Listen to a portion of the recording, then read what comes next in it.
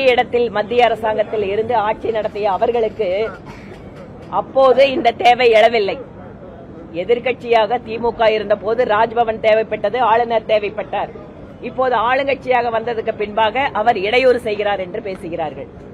ஆக முழுக்க முழுக்க இரட்டை வேடமிடுகின்ற திராவிட மாடல் தங்கள் ஆட்சியின் அவலத்தை மறைப்பதற்காக இந்த ஆட்சி அதிகாரம் நிறைவேற்ற வருகின்ற இந்த நாளில் மாநில சுயாட்சி என்கின்ற ஒரு பிரச்சனையை தேவையே இல்லாமல் எடுத்து அதில் ஒரு சில ரெக்கமெண்டேஷன் வேற கொடுத்து நாங்கள் எல்லாம் அதற்கு உறுதியாக இருப்போம், நாங்கள் தான் தொடங்கி வைக்கிறோம், வழக்கம் போல வீரவசனம்.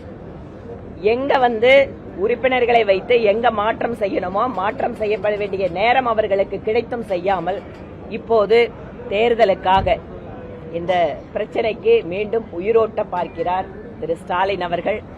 இதெல்லாம் முடிஞ்சு போன விஷயம். இன்று ஜிஎஸ்டி அப்படிங்கிறது அமலுக்கு வந்தாச்சு. ஜுடிஷரியோட அதிகாரம் என்பது அரசியலமைப்பு சட்டத்தால் வகுக்கப்பட்டது. இவர் கேள்வி கேட்பது யாரை தெரியுமா? நம்முடைய அரசியல் சாசன சட்ட மாமேதை டாக்டர் அம்பேத்கர் அவர்கள் உருவாக்கி வைத்த அரசியலமைப்பு சட்டத்தை இன்று சட்டப்பேரவையிலே கேள்விக்குள்ளாக்கி இருக்கிறார் மாநிலத்தினுடைய முதலமைச்சர்.